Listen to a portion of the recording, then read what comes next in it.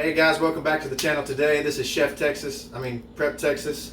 You guys asked for it, so we're going to make some biltong today. We're going to go over how to do this entire process, the recipe that I use, and get you guys making this stuff for yourself.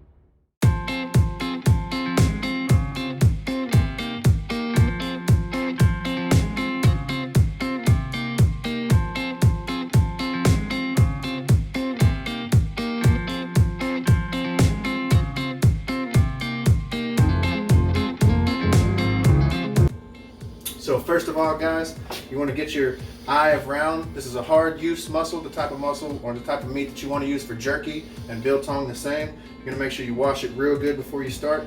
Another thing, guys, is get a good sharp knife. Make sure that you're doing everything that you should so this is a clean cut and you have some good biltong. Alright guys, so the way we're going to start is we're going to stand this. This is an eye of round. I cut in half and I stand it like this. One of the things you want to make sure you're doing is getting a piece of fat in every slice of meat that you want here. The fat on the biltong is great, so we're going to try to have some of the fat on every piece. We're going to want to cut this down vertically about 3/4 of an inch to an inch and slice it as cleanly as you can all the way down.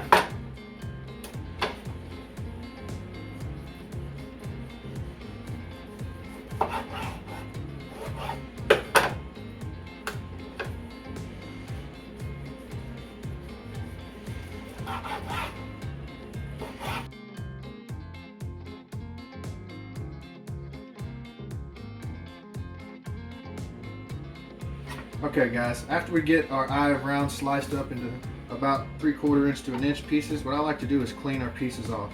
So we want our biltong to dry evenly, smoothly. So we're just going to kind of shape it a little bit and get real clean pieces. And then we're going to use the rest of this, we'll just dice it up here, and Miss Prep Texas will make some stew with it later. So after you get a good clean piece with your fat on it, we're going to lay it down into our bucket that you can seal with a lid. Go ahead and clean the rest of these up real quick.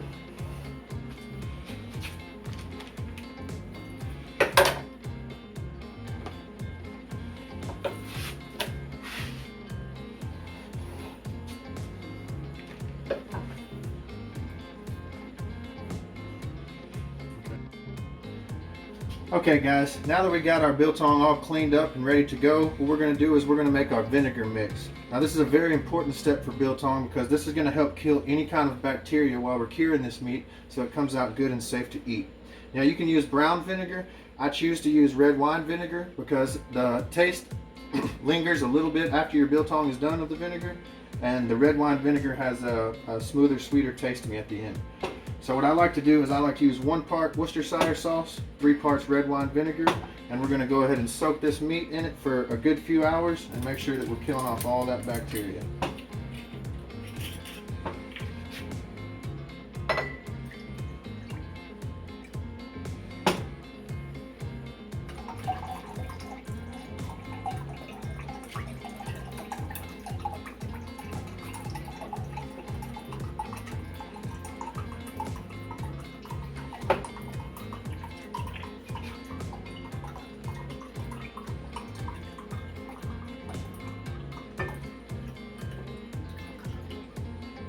Okay, now as we layer the meat in our container here, we're just going to drizzle some on there, make sure that it gets covered front and back.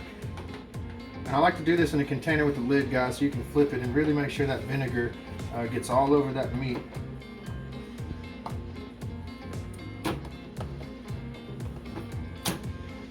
Then we'll continue to add and continue to cover it with vinegar.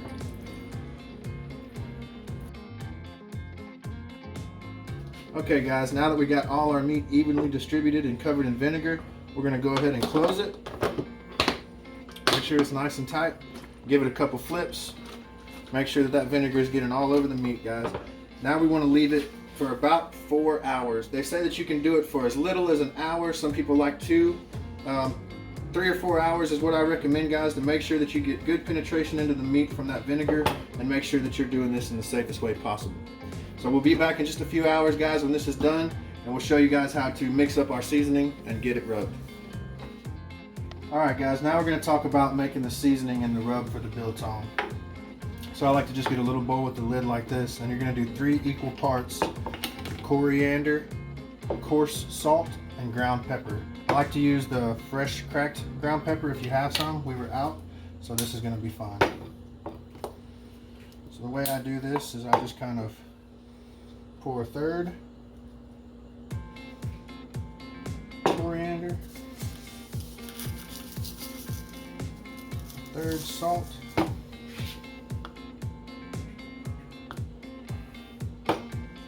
a third black pepper, just like that.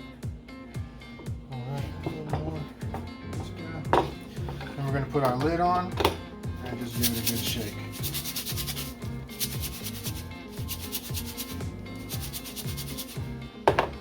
Alright guys, now let's get it rubbed and hung up. Alright guys, one of the things I do recommend if you're going to be using like these stainless steel hooks right here is to boil them real good before use, and just let them get to a good rolling boil for about 2 minutes or so. Make sure that they're good and clean before we put them through the meat and hang it out to dry. Alright guys, so it's been about 3.5 hours or so with our meat in the vinegar. Everything's looking good. So we're going to go ahead and rub it down with the seasoning that we made and get it hung on the hooks for hanging. So what I like to do is I like to keep a towel and just lay it on this side and press, and lay it on this side and press, and just kind of get that extra vinegar off of there. And then we're just going to generously pour our seasoning on there and rub it in.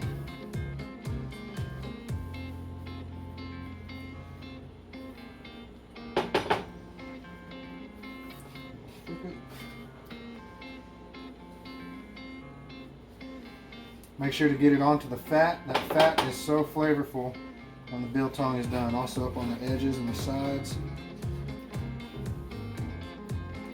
Now we're going to take our hooks that we had boiling that are now good and clean. And we want to hang the wide side down and the thin side up. Poke through like that. And that's how our biltong is going to hang. So I'm going to go ahead and do the rest of these.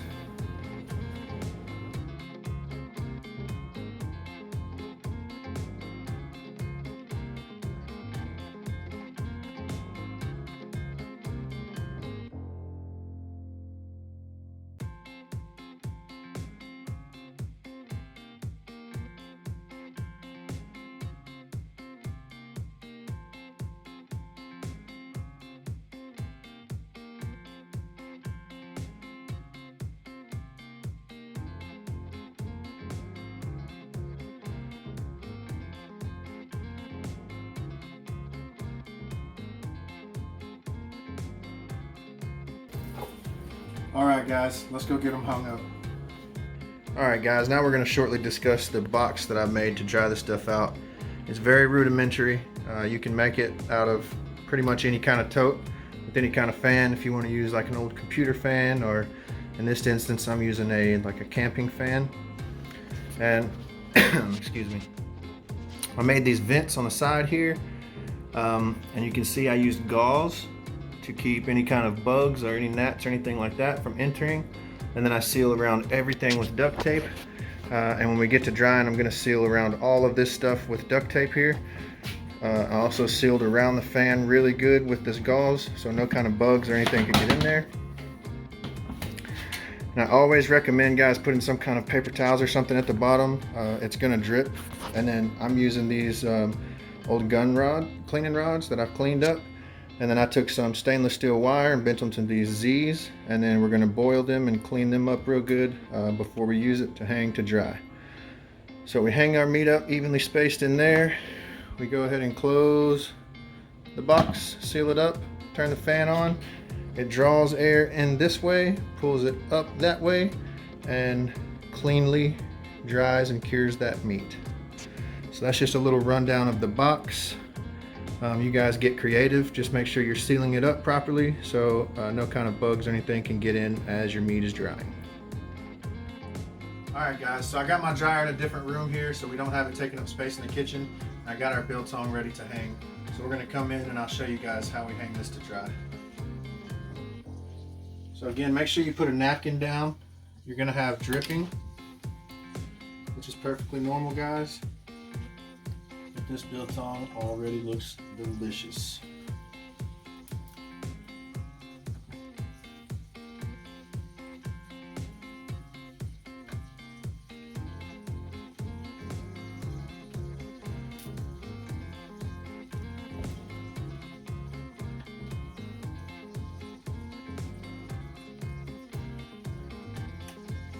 Alright guys, now that we have it all hung up, I'm going to close the box, seal it off, and turn our fan on.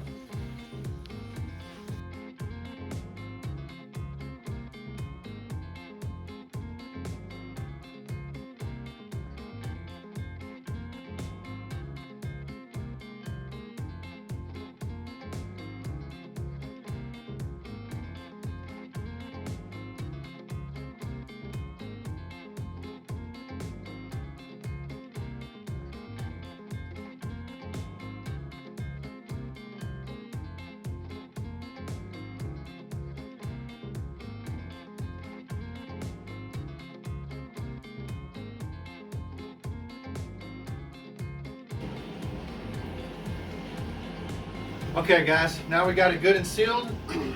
Check and make sure you can feel the air pulling through, and the air is blowing good here. We don't have any leaks or any seals from air pulling anywhere else.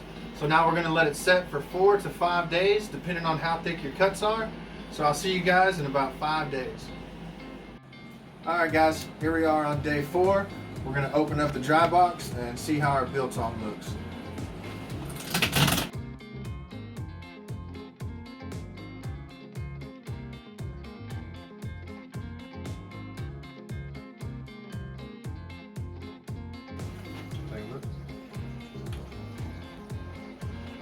Alright, looks good guys. Let's get it onto the cutting board and cut it up and see how it looks.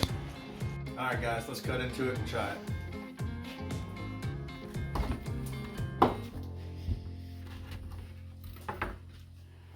So the edges are going to be a little bit darker than the inside, and that fat, as you can see, has solidified a little bit, and that's what it's going to look like, and it is so delicious. It's nice and soft on the inside, and that fat is so delicious.